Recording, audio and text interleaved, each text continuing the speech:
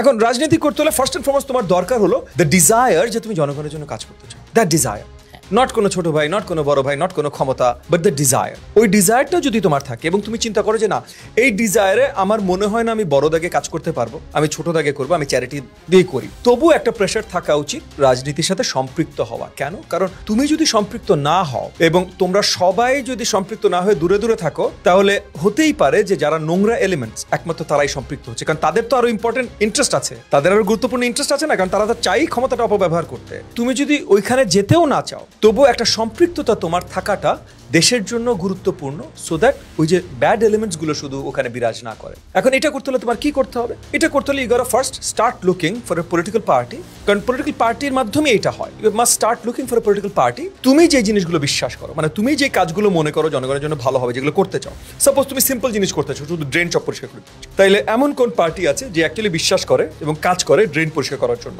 সরকারে যে করেছে বা বলছে সরকারে যে করবে এবং সরকারে যাওয়ার আগে যতটুকু করা যায় সরকারে না যায় ততটুকু করতে চেষ্টা করছে, এমন কোন পার্টি আছে? তুমি সেই পার্টি যে জয়েন করো। এরকম কোনো পার্টি যদি তুমি না খুঁজে পাও, তাহলে তুমি একটা ডাক দাও।